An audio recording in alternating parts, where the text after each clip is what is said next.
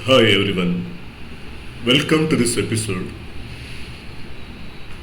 I'm going to show you a game between myself and Grandmaster Neelotpal.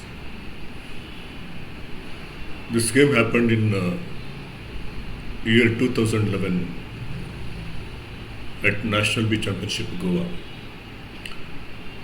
I was having white pieces and I started with pawn e4. Neelotpal plays pawn c5. I have played many tournament games with Neelotpal. He has been a little tough opponent for me. Many times I played main lanes and he was feeling very comfortable after the opening due to excellent preparation. So in this game, I decided to play a total sideline so that I will take the game into some irregular channel and then I will have my chances. So I played knight a3. Looks little ridiculous at first, but it has got ideas, you'll get to know. Pawn a6 is Neelotpal's response. Pawn c3. White would like to play pawn d4, and when black takes on d4, white would like to take back with the pawn, so that center pawns are maintained. This knight can come to play along, via c2 square, maybe to e3, or even nc4, ne3, nc4, ne5, based on the given situation. Neelotpal played knight f6. I can play e5, but again it will be like little committing in nature. I wanted to keep a flexible position, so I went with pawn d3. And after a standard nc6, I played pawn f4. So I have played a hybrid variation against Sicilian defense. The basic idea is to get into some irregular but playable position, which rules out any opening preparation. Neelotpal goes pawn d6. Knight f3 is my developmental move for this knight. Pawn e6. Here I thought a little bit, maybe bishop e2 castle means this will not have much play. So g3 makes more sense. Now position resembles a little bit of close Sicilian.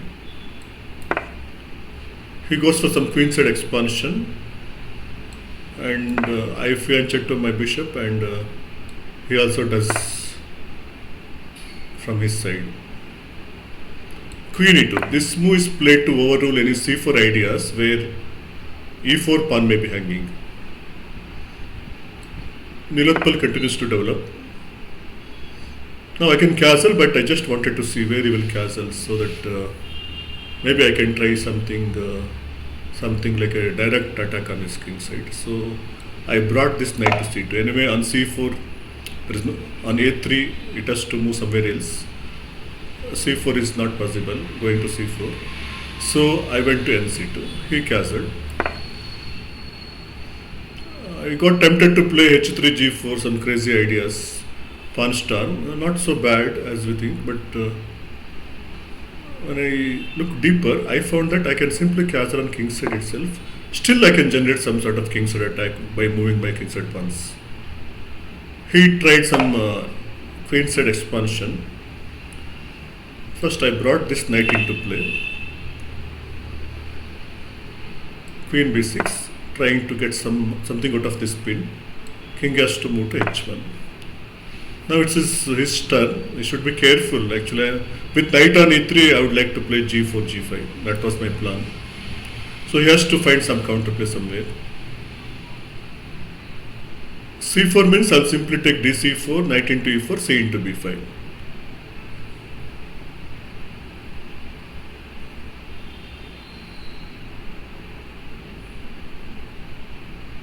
So he played bishop a6, maybe to play c4. But this allows me a straightforward pawn position at the middle of the board instead of playing g4, that is e5. He played knight d5. I take on d5, he takes here. Now in this position, I found that playing e6 gives me an advantage. This pawn acts as a wedge in between black's king side and queen side if he doesn't take that pawn. If he takes that pawn, I will get a d5 pawn as bonus.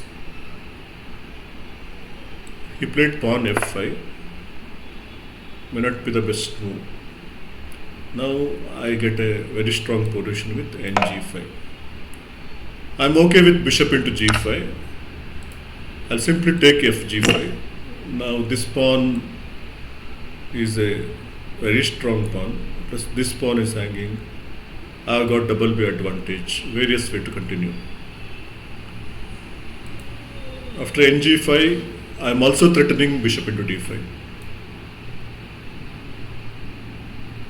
He played pawn d4. I still played bishop d5. This actually overrules bishop into g5 because of e7 check and e into f8 queen winning. And after bishop d5, now he is having problems. He tried bishop b7, but I think the position is too late to defend because with my queen on h5, this was the intention behind bishop d5. I wanted to play queen h5 without allowing bishop into g5. So now I get the chance. Black's only move is pawn h6, which is simply met with nf7. Knight is a monster on f7. I have 3 pieces and a pawn very near to black's king, so it's very difficult for black to defend. In this position, Neelotpal thought for a long time and tried this tactic, but it doesn't work because I simply take here and he has to take here, getting back his piece. I simply bring the king to g1.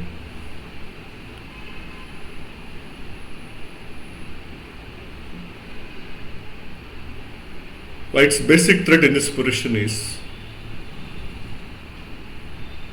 queen g6 or knight into h6 check or bishop into h6 or even rook into f5 and as well as queen into f5. So I have got many ideas here. So he tried d into e5. This also doesn't work because I sack this knight here to totally open up the black's king side. He has to take on h6, no other move. I give this check first so that I can get this pawn with check. This is first and this check. He has to play king h8. Now I can take a draw here, but no one should take a draw in such a position because the position is winning. The correct continuation here is bishop h6. There is no time to take on e6 because of the mate. Only move is rook g8, which is met with queen h5. Again, there is no time to take on e6, plus he has to deal with my bishop f8 checkmate threat. Black's best continuation or say the only move is rook g7, which simply loses to bishop into g7. I took on g7. He takes here. Queen f7 check. King should either go to h8 or h6.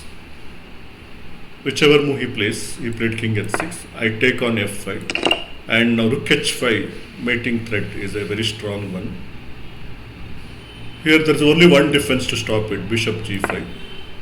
I simply played pawn h4 here. And now it is totally lost for white. For example, bishop e3 check means king h2.